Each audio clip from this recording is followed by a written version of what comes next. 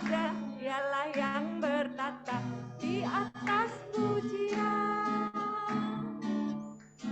Iya, meskipun kita tidak terlihat ketika kita tersenyum karena yang di sini mengenakan masker, tetapi setidaknya saya melihat matanya itu agak menyipit, berarti itu tersenyum. Kalau tidak menyipit berarti memelototi saya. Iya, kita akan berdoa terlebih dahulu sebelum kita melanjutkan puji-pujian. Tuhan, kami bersyukur bahwa Engkau menaruhkan sukacita di hati kami untuk kami bersama-sama berkumpul di rumah-Mu ini. Kami bersyukur kami boleh bertemu dalam keadaan tubuh yang sehat dan hati yang penuh sukacita. Kami menyerahkan persekutuan kami pada sore hari ini Tuhan. Biarlah nama-Mu dimuliakan melalui persekutuan kami.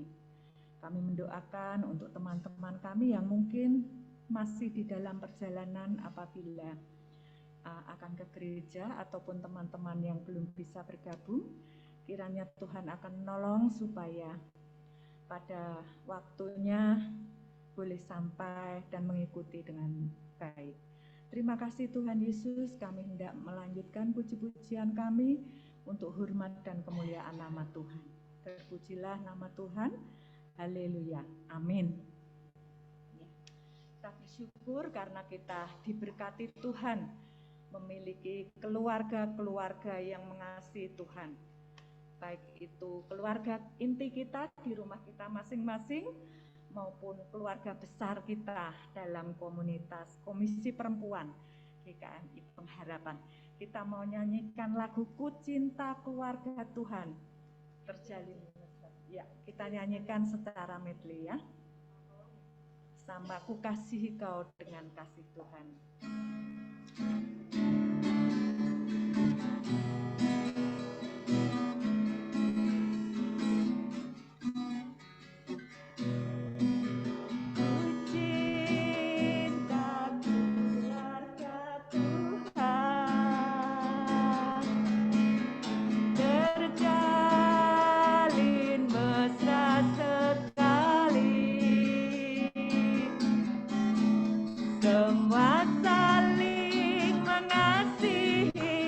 Betapa senangku menjadi keluarganya. Ku kasihi kau dengan kasih Tuhan. Ku kasihi kau dengan kasih Tuhan.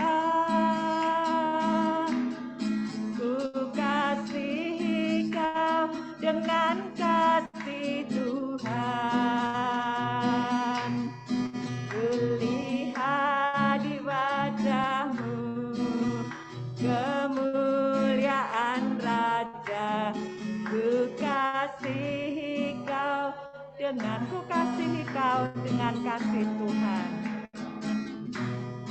Ku kasihi kau dengan kasih Tuhan. Ku kasihi kau dengan kasih Tuhan. Ku lihat di wajahmu kemuliaan Raja. Ku kasihi kau dengan kasih Tuhan. Sungguh senang sekali apabila kita dikasihi saudara-saudara kita itu dengan kasih Tuhan. Karena kasih Tuhan itu kasih yang tidak menuntut balas. Tetapi juga kasih Tuhan itu sebetulnya butuh kita itu balasan, yaitu mengasihinya lagi gitu ya, supaya ada timbal baliknya. Kasih yang tanpa syarat.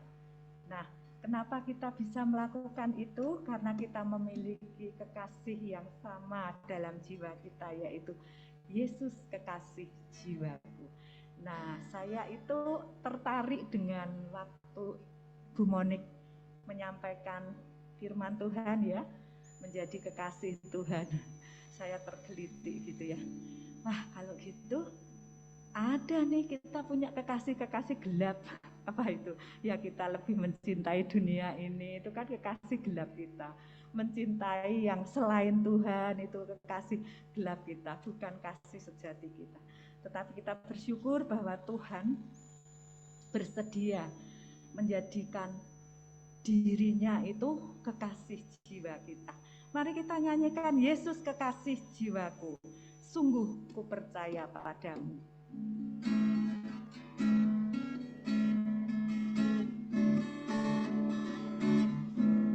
Yesus kekasih jiwaku, sungguh ku percaya padamu, karena kasih-Mu padaku, Kau tebus dosaku.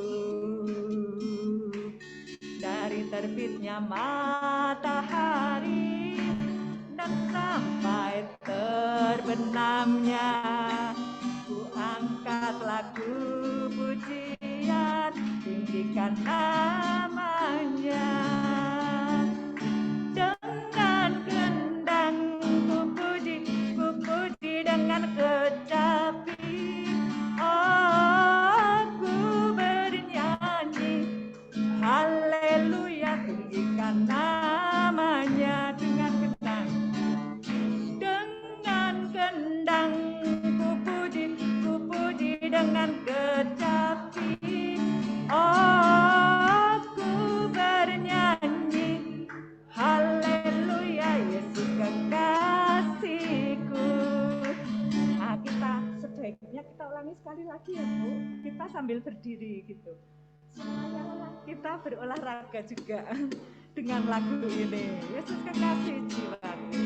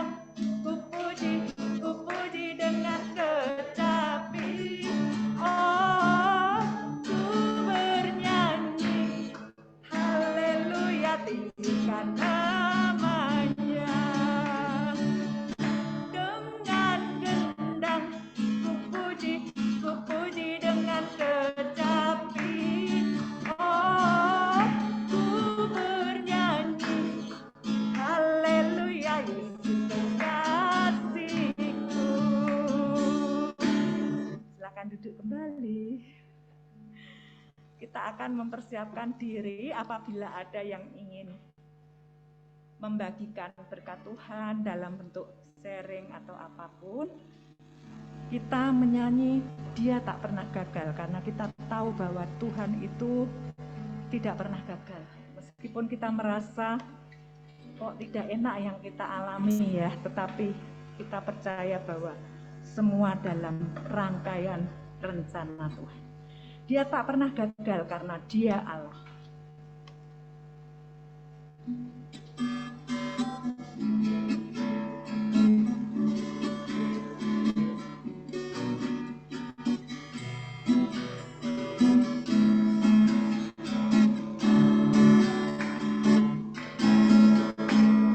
Dia tak pernah gagal karena Dia Allah.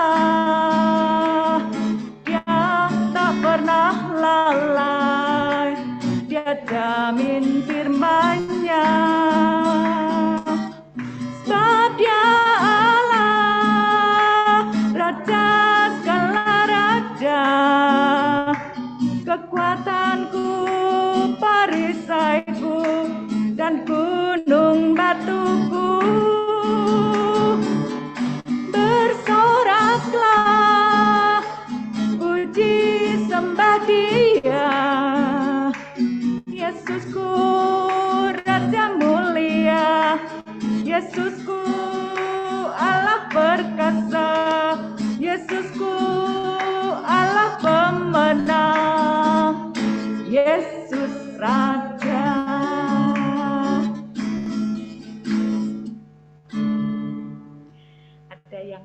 membagi berkat Tuhan, bersharing, Bu Lucy, atau yang suaminya hari ini ulang tahun.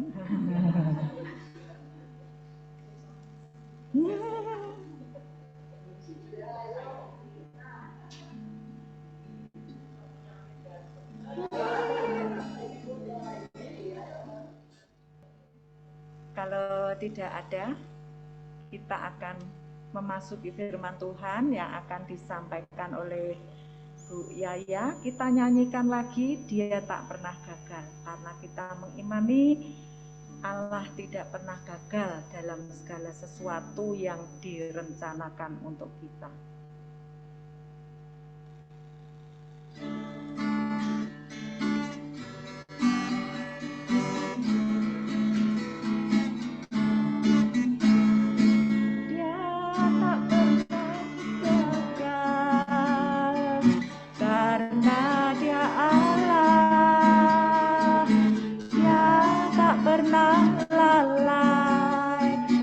Jamin firman-Nya, sebab Dia Allah, nada segala raja, kekuatanku, perisaiku, dan gunung batuku. Bersoraklah, puji sembah Dia, Yesusku Raja mulia, Yesusku Allah perkasa, Yesusku Allah pemenang. Yesus, sekali lagi, Dia tak pernah gagal. Dia tak pernah gagal, karena Dia Allah. Dia tak pernah lalai, Dia jamin firman-Nya, sebab Dia Allah, Raja segala raja, kekuatanku, perisaiku, dan gunung batuku. Bersoraklah, puji sembah Dia, Yesusku Raja mulia, Yesusku Allah perkasa, Yesusku Allah pemenang. Sekali lagi, Yesus Raja, Yesus Raja. Silakan Dian.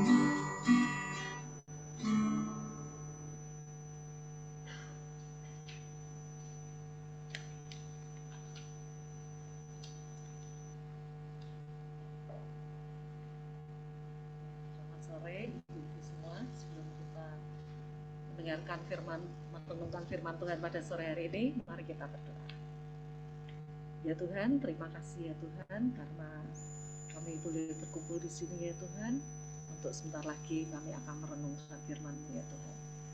Kiranya Engkau sendiri ya Tuhan yang membimbing hamba-Mu ini, supaya apa yang disampaikan adalah kebenaran ya Tuhan, dan sesuai dengan kehendak-Mu. Engkau sendiri juga yang memenuhi kami ya Tuhan dengan Roh Kudus-Mu, sehingga kami dapat mengerti ya Tuhan, dan menanamkan firman-Mu ini sehingga berakar, bertumbuh, dan berbuah ya Tuhan. Biarlah semuanya ini hanya kami serahkan hanya di dalam nama Tuhan kami Yesus Kristus. Haleluya, amin. Ya, sore ini kita akan membahas ya istri dari seorang suami yang namanya kita sebutkan tiap minggu ya. Dan mungkin nggak cuma kita aja yang menyebutkan, mungkin jutaan orang ya di dunia ini yang menyebutkan. Tapi ya sayangnya memang yang peristiwa yang dia lakukan ini kurang baik ya. Kita menyebutkan tiap minggu ya, Yesus ini menderita sengsara di bawah pemerintahan Pontius Pilatus. Nah, kita akan membahas nih istrinya Pontius Pilatus ya. Temanya menyampaikan pesan. Yang kita ambil ini cuma satu ayat ya. dari Matius 27 ayat 19. Kalau lihat latar belakangnya memang kita sudah sering ya mendengarkan ya pasti ya, terutama kalau lagi Paskah ya.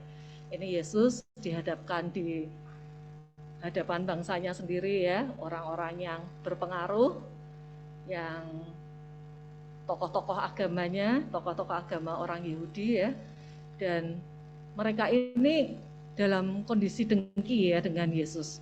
Karena ya kalau kita lihat di pasal-pasal sebelumnya memang Yesus itu populer ya, Yesus itu terkenal, dan terkenalnya Yesus ini untuk yang baik ya, dia melakukan pengajaran yang penuh kuasa, lalu melakukan mujizat-mujizat sehingga banyak sekali yang mengikuti Yesus ya, juga mengeluh-ngeluhkan Yesus.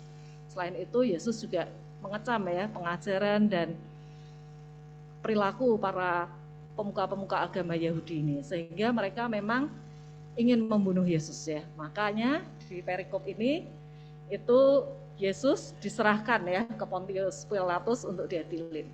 Sebenarnya ya Pontius Pilatus ini tahu kalau Yesus ini diserahkan karena mereka dengki ya. Bahkan kalau di Yohanes dan Lukas itu dikatakan bahwa mereka ini tidak menemukan ya kesalahan Yesus. Tapi ya memang ini ya mereka ingin membunuh Yesus ya. Maka Pilatus ini memberikan pilihan ya. Siapa nih yang mau dibebaskan ya? Kalau menurut tradisi kan memang wali negeri ini bisa membebaskan satu penjahat ya diberi grasi. Mau Yesus Barabas atau mau Yesus Kristus.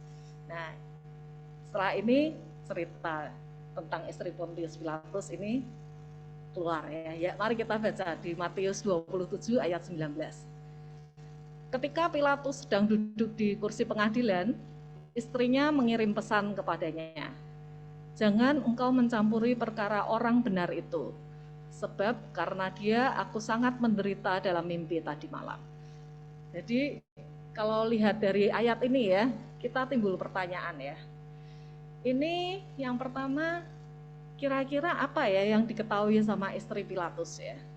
Lalu yang kedua, mengapa ya Tuhan tuh kok memberikan mimpinya nih ke istri Pilatus? Yang mungkin kita timbul juga pertanyaan, apakah tindakan istri Pilatus menyampaikan pesan ini sia-sia ya, tidak ada dampaknya. Ya, kita mulai dari yang pertama ya. Apa yang istri Pilatus ketahui? Kira-kira mimpinya itu seperti apa ya? Ya kalau dari ayat yang tadi kita baca itu memang tidak ditulis ya secara persis seperti apa mimpinya ya. Tidak seperti mimpi-mimpi yang di Alkitab pada umumnya ya. Seperti Yakub waktu di Betel, itu mimpi diceritakan ya, memang ada tangga dari bumi ke langit, malaikat Allah naik turun, lalu firman Allahnya juga ditulis dengan jelas di Alkitab.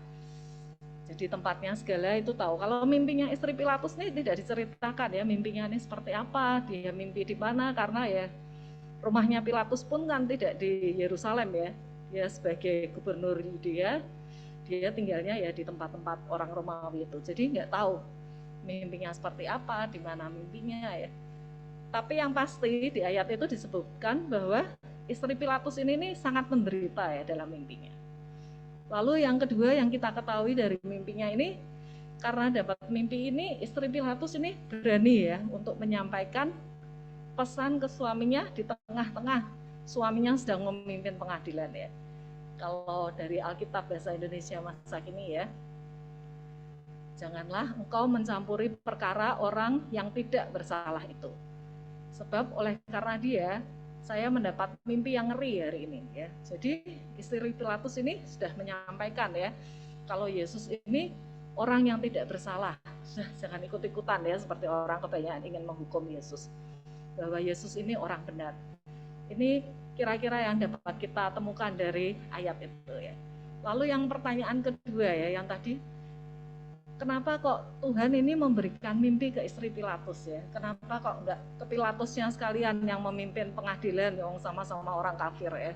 Kenapa kok enggak sekalian ke imam besar Kayafas sekalian ya? Ya kita lihat tadi waktu pesan disampaikan itu memang pengadilan Yesus ini dalam yang masa-masa penting ya. Jadi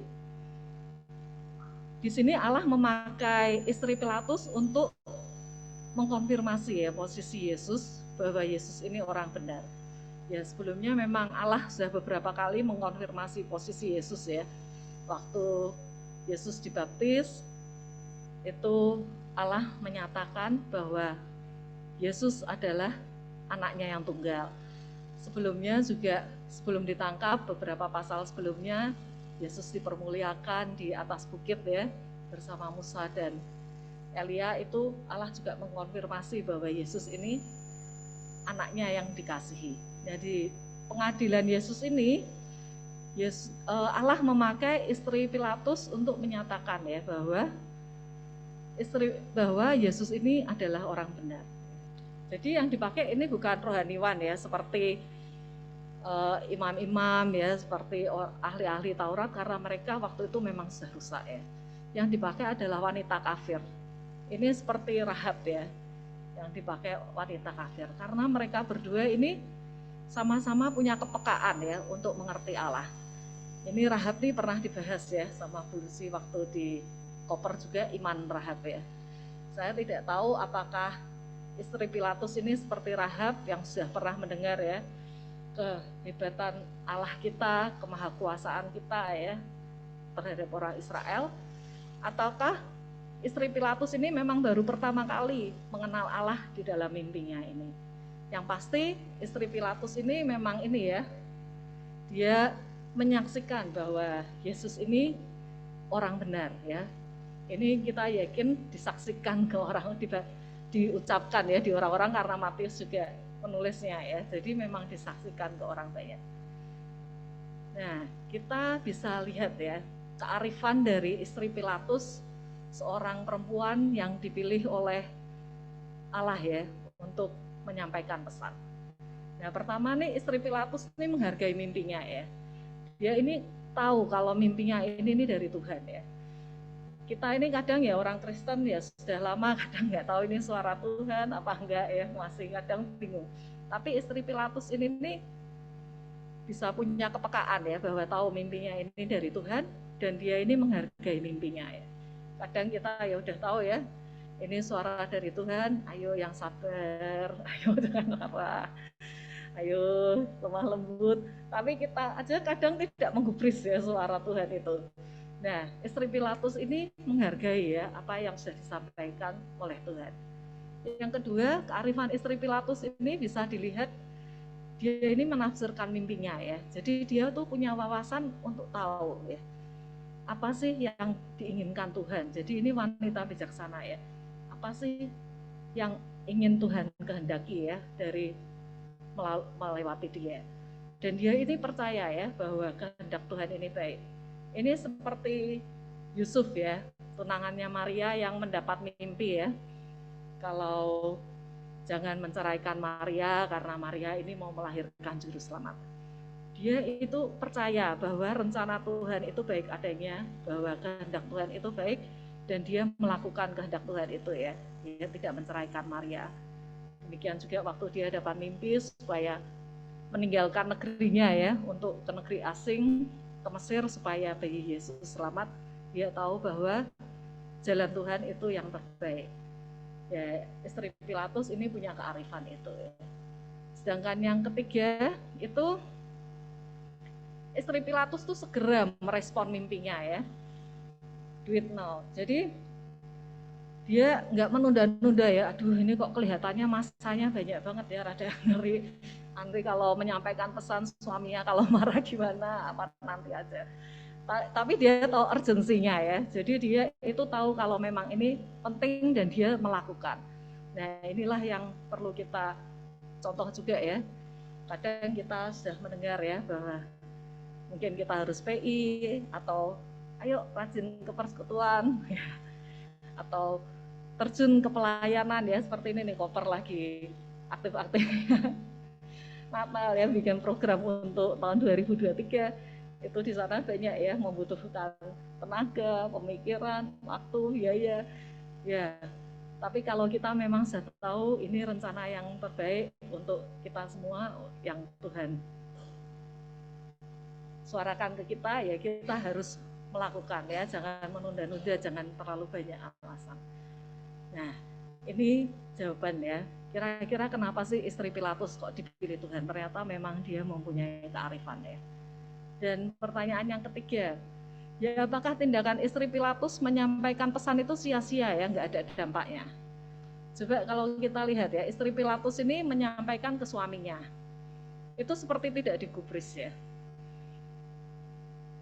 Pilatus waktu lihat, wah suasananya sudah nggak terkendali ya, karena imam-imam kepala tua-tua itu menghasut ya, makanya kita hati-hati jangan sampai menghasut, jangan sampai terhasut ya, karena orang-orang yang menghasut maupun yang terhasut ini meneriakan ya supaya Yesus ini disalib. Dia mestinya sebagai orang yang duduk di kursi ya, yang memimpin pengadilan, dia mestinya harus menegakkan kebenaran ya. Apalagi istrinya juga sudah menyampaikan pesan bahwa Yesus itu orang benar, tidak bersalah. Tapi dia lebih memilih karirnya ya, pekerjaannya.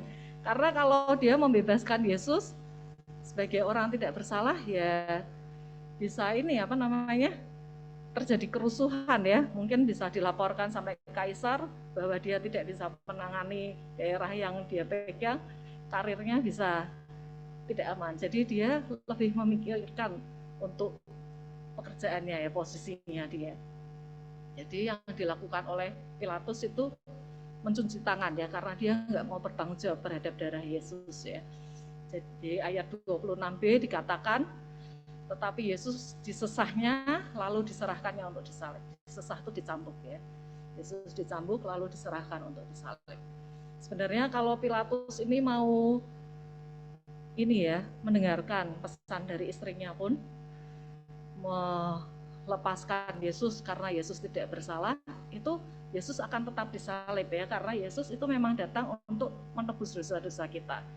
Tetapi di Matius 26 ayat 24 dikatakan, anak manusia memang akan pergi sesuai dengan apa yang tertulis tentang dia. Tetapi celakalah orang yang olehnya anak manusia itu diserahkan. Kita nggak tahu ya Pontius Pilatus akhirnya apa. Kalau Yudas kan jelas ya, dia memang menyesal tapi tetap melakukan yang salah ya, dia bunuh diri.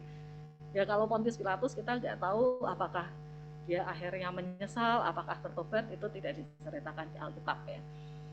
Tapi kalau kita nih seperti istri Pilatus ya, sudah menyampaikan pesan tentang kebenaran ke suami kita, mungkin ke orang tua kita atau ke anak-anak kita, tapi tidak digubris, ya kita harus tetap bertekun berdoa ya.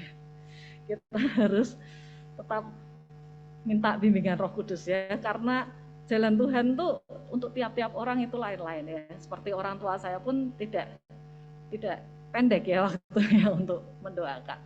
Ya seperti kita juga tahu almarhum Bu Erni ya, dia juga sudah menyampaikan kebenaran, dia sudah berdoa dengan tekun dan kita sudah melihat hasilnya sekarang. Jadi kalau kita menyampaikan pesan kebenaran tidak digubris, kita harus tetap bertekun dan berdoa ya, minta bimbingan Roh Kudus. Nah, ini kalau dilihat ya, apakah sia-sia apa enggak dari istrinya ngomong ke suaminya. Kalau dari ke pengadilan sendiri, sebenarnya kalau perkara di Yahudi itu ada ya, diatur di kitab Taurat. Itu ada di Yohanes sama di Ulangan ya. Yohanes 8 ayat 17 dikatakan, dan dalam kitab Tauratmu ada tertulis bahwa kesaksian dua orang adalah sah. Di Ulangan 19 ayat 15 dikatakan satu orang saksi saja tidak dapat menggugat seseorang mengenai perkara, kesalahan apapun atau dosa apapun yang mungkin dilakukannya. Baru atas keterangan 2 atau 3 orang saksi perkara itu tidak disaksikan. Ya ini sayang sekali ya, istri Pilatus ini jadi satu-satunya saksi di pengadilan Yesus ya. Nggak ada yang bela Yesus di kerumunan orang banyak itu ya. Hanya perempuan ini ya yang berani menyatakan kebenaran bahwa Yesus itu benar tidak bersalah. Ya apakah kita bisa seberani seberani istri Pilatus ini ya, di saat ada pendapat yang salah, apakah kita kebanyakan orang diam aja atau malah ikut-ikutan ya yang salah itu. Ya ini memang bagi orang introvert ini memang susah ya, tapi kita harus berusaha untuk mau menyatakan kebenaran ya, di mana harus jika ada yang salah ya. Ya, kalau dilihat dari dua tadi ya, pengadilan yang dilakukan oleh manusia ini memang kesannya sia-sia ya, pesan yang disampaikan oleh istri Pilatus. Tapi memang sejak awal itu Allah itu tujuannya memang untuk mengkonfirmasi ya posisi Yesus, bahwa Yesus itu orang benar. Yesus itu anaknya yang tunggal yang sangat dikasihi, yang turun ke dunia untuk menebus kita ya, untuk membenarkan dosa-dosa kita. Kita yang jatuh bangun dalam dosa ini sudah tidak mungkin ya bisa masuk ke surga kalau bukan karena Yesus yang menyelamatkan kita. Nah, itulah yang Tuhan kehendaki dari seorang perempuan ya, untuk menyampaikan pesan. Saya tuh senang ya pasal ini nih kita sampaikan ya pada hari ini, karena ini perempuan yang dipilih ya untuk menyampaikan pesan tentang kebenaran ya. Ini dari ibu-ibu ini apa namanya? Berarti menunjukkan bahwa perempuan ini ya sebelum Yesus disalib itu dipilih ya untuk menyampaikan pesan tentang kebenaran. Berarti perempuan itu mempunyai intuisi ya, punya kepekaan untuk menerima apa yang diinginkan Tuhan. Dan perempuan itu bisa berani ya melakukan ya, jika kita memang mau ya melakukan, kita pertama memang harus mengenal dan mendengar suara Tuhan itu ya. Kita sekali lagi diingatkan, Alkitab itu bukan objek ya. Jadi Alkitab adalah firman Tuhan ya. Itu bisa berbicara dengan kita ya. Jadi tapi tidak stop hanya firman Tuhan saja, tapi kita juga harus melakukannya ya, supaya dari pengalaman-pengalaman yang kita lakukan bersama Tuhan itu kita semakin mengenal Tuhan ya. Ya, jadi kita harus semakin dari hari ke hari semakin mau mengenal Tuhan, mau mendengarkan suara Tuhan. Dan yang kedua, kita harus percaya ya akan kehendak Tuhan. Ya, ini yang mungkin paling susah ya, karena jalan Tuhan ini kok seringnya tidak sesuai dengan jalan yang kita rencanakan ya. Tetapi melalui renungan firman pada sore hari ini, biarlah kita mau percaya ya bahwa kehendak Tuhan itu pasti baik adanya. Dan yang ketiga ini mau melakukannya ya, with now ya. Ya, kita sebagai perempuan mari kita bergerak dan berdampak ya. Jadi batu hidup ini visinya dari sinode ya. Kita melakukan kasih ya. Karena seperti kesaksian yang dilakukan oleh Mother Teresa ya, dalam menyampaikan pesan Tuhan tentang kebenaran, kita tahu ya, Ibu Teresa ini melayani di Kalkuta, kota miskin di India. Dia ya selain mengajarkan juga punya rumah sakit yang sederhana ya, di mana orang ya tidurnya di bawah. Yaitu ada kesaksian pendeta Hindu yang dirawatnya itu heran ya, karena dia itu ingin membunuh Mother Teresa tapi malah dia dirawat ya. Dia bingung kenapa gitu. Ya, inilah Ibu Teresa menyampaikan pesan tentang kebenaran, bahwa Yesus itu sudah terlebih dahulu mengasihi dia. Yesus sudah menyelamatkannya, dan Yesus yang mengasihi dia ini memerintahkan supaya mengasihi sesama ya. Jadi itulah yang dilakukan oleh Ibu Teresa. Jadi kalau kita ini melakukan kasih ya, mungkin orang juga ingin semakin mengenal Tuhan. Ya, ini kesaksian Oma Dani sebentar ya. Ini untuk penutupnya, ini kesaksian yang baik ya. Oma Dani itu sebelum COVID kalau olahraga selalu diminta berdoa ya. Itulah kesempatan yang diberikan Tuhan untuk menyampaikan kebenaran di dalam doa yang dipanjatkan ya. Karena yang senam itu enggak semuanya orang Kristen ya, ada orang Buddha, mungkin ya ada orang Muslim ya juga. Itulah kesempatan yang diberikan oleh Tuhan, dan ini yang patut kita teladanin itu Oma Dani mau melakukannya ya, tidak pernah menolaknya. Ya, marilah kita sebagai para perempuan mau ikut ya menyampaikan pesan tentang kebenaran, sehingga dunia tahu ya siapa Tuhan kita. Tuhan kita adalah kebenaran ya. Amin. Tuhan memberkati.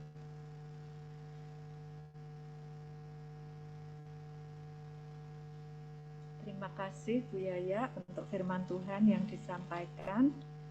Setidaknya ada satu orang perempuan yang berbicara pada sidang yang mengerikan tersebut. Ya.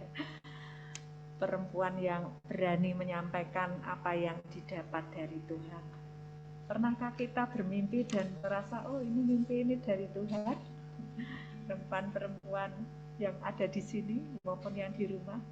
Saya tidak bisa karena saya setiap hari bermimpi, jadi nggak tahu ini dari Tuhan atau kebanyakan tidur gitu. Cuma kadang-kadang ada yang beneran gitu ya. Pernah suatu ketika tuh saya mimpi adik saya pegang ATM. Bangun tidur saya bilang, iki bocah ini pasti duit entek gitu kan. Terus tak tanya, tak telepon, terus Bapak murah duit ya Kris gitu. Iya bener Mbak, kok tahu? Aku ndek malam mimpi ya. Lah kenapa dek Isa ndak punya uang itu gara-gara nek bulan mendekati Idul Adha atau apa itu Mbak Darmi yang orang mantu sekampung mantu, jadi mau nggak mau tombok gajinya sama pengeluarannya. Lucu ya itu, mimpi beneran. Tapi ndak tahu itu dari Tuhan atau apa gitu ya. Mungkin ada pengumuman dari pengurus sebelum kita memasuki doa syafaat. Belum ada Bu? Ya. Kita akan berdoa syafaat. Seperti biasa, pokok doa syafaat saya bagi menjadi 3 kelompok. Untuk jemaat-jemaat nanti didoakan oleh ibu-ibu yang usianya 55 tahun ke bawah. Calon ibu itu kalau 55 tahun ke bawah, doakan untuk jemaat yang lansia ya, kita sudah menghafal gitu ya, karena setiap hari Rabu kita doakan. Lalu untuk jemaat dan keluarga yang dalam kelemahan tubuh, mengucap syukur untuk Saudari Nia yang sudah sembuh. Mungkin Ibu Sunaryati mungkin sudah selesai operasi ya. Kita mengucap syukur walaupun belum tahu hasilnya, mengucap syukur saja bahwa setelah sekian puluh hari, minggu, bulan ditunda-tunda, akhirnya hari ini menurut informasi nggak dengar Bu.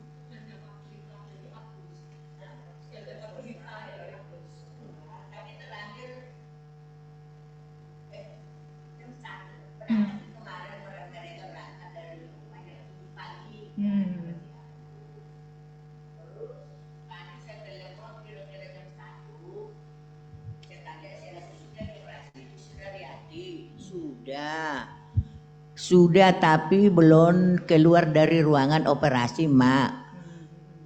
Terus bagaimana ceritanya nanti? Soalnya kamu udah 2 kali bosnya nelpon harus masuk besok.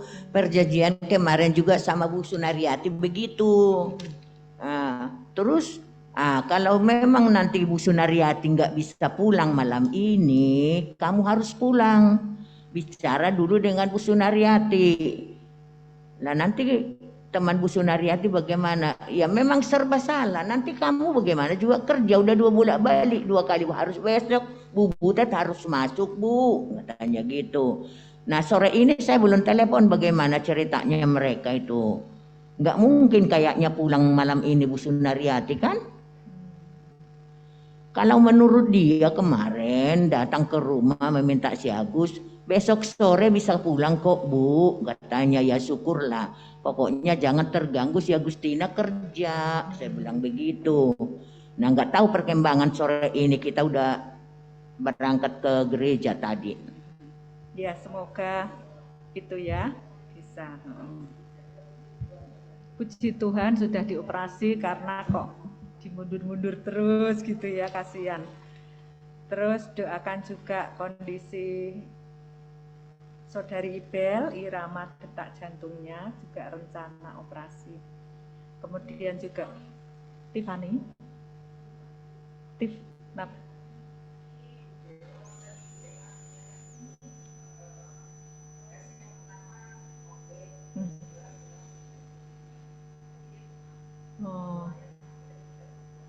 Semoga hanya radang tenggorokan. Iya. Untuk pendeta Edi juga kita doakan. Siapa Bu? Oh iya, kondisi fisik anak-anak dari Ibu Lucia. Kita doakan Ibu Sarbeni, Ibu dari Bu Ati, juga untuk Bapak Indro, ayah dari Ibu Priscilla. Nah, lalu untuk kegiatan dan program gereja didoakan oleh ibu-ibu yang usianya 56 sampai dengan 65 tahun. Peningkatan status sertifikat HGB yang blok Yuka 1 nomor 5 yang sebelah sini ya.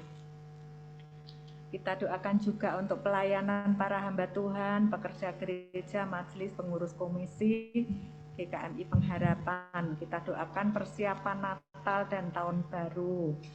Doa untuk panitianya, acaranya, dana, dan lain-lain.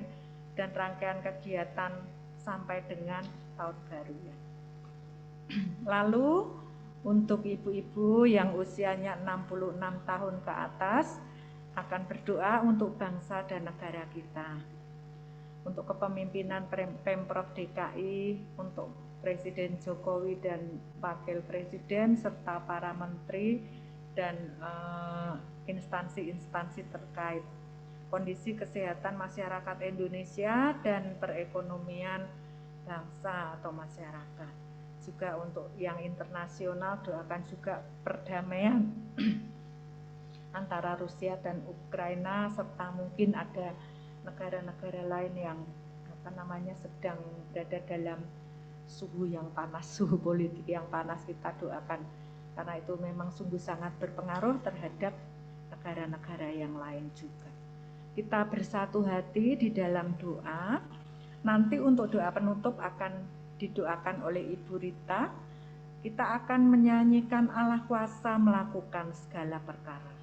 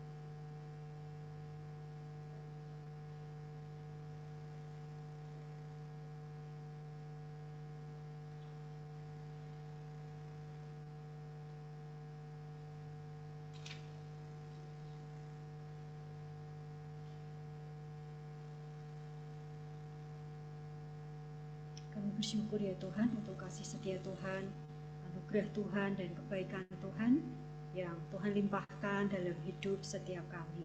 Sehingga sore hari ini kami para perempuan boleh bersama-sama bersekutu, memuji memuliakan nama-Mu dan mendengarkan kebenaran firman-Mu. Kami bersyukur untuk Diaken Liana, untuk Guru Dwi Injil Tsunami, dan juga untuk Diaken Juliana, untuk Nicholas yang hari ini melayani Tuhan. Terima kasih Tuhan untuk segala talenta yang Tuhan percayakan buat mereka untuk memuliakan Tuhan sore hari ini. Kiranya Tuhan yang terus memperlengkapi mereka dengan talenta-talenta untuk memuliakan Tuhan di dalam pelayanan-pelayanan yang Tuhan percayakan. Berkati mereka ya Tuhan. Kami saat ini juga bersatu hati berdoa untuk Bu Sunaryati. Kami bersyukur untuk operasi yang sudah berjalan dengan baik. Kiranya Tuhan yang memulihkan Bu Sunaryati, Tuhan yang menyembuhkan dengan sempurna ya Tuhan. Selama di rumah sakit, kiranya Tuhan yang menolong, memberikan damai sejahtera, dan semua obat-obat yang diminum kiranya diberkati Tuhan, disucikan Tuhan menjadi kesembuhan buat Bu Sunaryati. Kami juga berdoa untuk Penatua Priscilla, untuk Ibu Sarbeni, untuk Pak Indro, untuk Tif, untuk Tasya, dan untuk James yang saat ini sedang lemah tubuh. Tuhan, Engkau yang mengetahui kondisi mereka masing-masing. Kiranya kuasa Tuhan yang menjamah mereka, kuasa Tuhan yang menyembuhkan mereka, kuasa Tuhan yang memulihkan mereka, kuasa Tuhan yang memberikan damai sejahtera di dalam hati mereka, kekuatan yang dari Tuhan melimpah buat mereka ya Tuhan. Kiranya Tuhan yang menolong dari setiap pengobatan yang dilakukan, Tuhan yang memberkati menjadi kesembuhan buat mereka.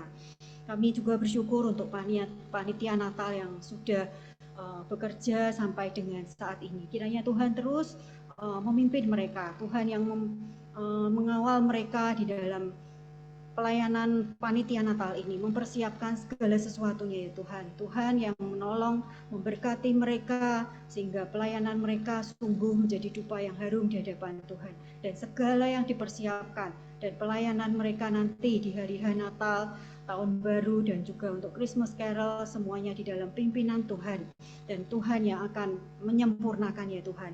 Kami juga berdoa untuk Natal Komisi Youth dan Komisi Anak, kiranya Tuhan juga memberkati untuk guru-guru sekolah minggu dan untuk pengurus youth, kiranya Tuhan juga yang akan memberkati mereka. Tuhan pimpin dalam segala persiapan yang dilakukan sehingga Natal ini boleh membawa mereka untuk lebih mengasihi Tuhan, karena Tuhan yang sudah rela meninggalkan kerajaan-Mu, rela meninggalkan segala kemuliaan-Mu untuk datang ke dunia untuk mengasihi kami. Kami saat ini juga berdoa untuk pengurusan surat gereja, peningkatan status sertifikat HGB nomor 5 menjadi HM, dan pengurusan izin tempat ibadah. Kiranya Tuhan yang terus memimpin sehingga semua boleh berjalan dengan baik. Tuhan menyediakan segala sesuatu yang kami butuhkan. Tuhan menjamah orang-orang yang kami temui sehingga proses ini boleh berlanjut dan surat-surat tersebut boleh kami miliki ya Tuhan. Semuanya untuk rumah Tuhan di tempat ini dan untuk kemuliaan nama Tuhan. Kami saat ini berdoa untuk persembahan yang sebentar akan kami berikan. Kiranya Tuhan menyucikan, memberkati setiap persembahan kami untuk boleh menjadi kemuliaan bagi gereja kami di tempat ini, dipergunakan dengan bijak, dan kami boleh memakainya dengan hikmat yang dari Tuhan untuk memperlebar kerajaan-Mu ya Tuhan. Kami juga bersyukur untuk berkat makanan yang sudah disediakan oleh Bu Lucy dan Ibu Darmi. Kiranya Tuhan yang memberkati mereka. Tuhan sucikan, kuduskan makanan yang akan kami nikmati untuk menjadi kesehatan dan kekuatan bagi tubuh jasmani kami. Kiranya Tuhan yang menolong kami ketika firman Tuhan yang tadi sudah kami dengar, kami boleh menjadi perempuan-perempuan yang peka terhadap suara Tuhan. Kami mengenal dan mendengar suara Tuhan, sehingga kami boleh melakukannya di dalam pesan Tuhan, menyampaikan dengan benar, merespon dengan benar segala firman Tuhan, segala pesan-pesan Tuhan yang kami terima. Kiranya Tuhan yang memampukan kami ya Tuhan. Kami boleh menyampaikan pesan Tuhan, menyampaikan firman Tuhan kepada siapapun orang-orang yang kami temui, sehingga nama Tuhan dimuliakan, nama Tuhan dikenal, dan banyak jiwa-jiwa yang diselamatkan. Tuhan berikan hikmat buat setiap kami, untuk kami Boleh ya Tuhan, lidah bibir kami dipakai Tuhan untuk menyampaikan pesan Tuhan dengan benar. Terima kasih Tuhan, kami bersyukur untuk persekutuan Koper sore hari ini. Kiranya kasih karunia dan damai sejahtera dari Allah Bapa, Putra, dan Roh Kudus menyertai kita sekalian. Amin. Dengan pujikan Bapa, terima kasih.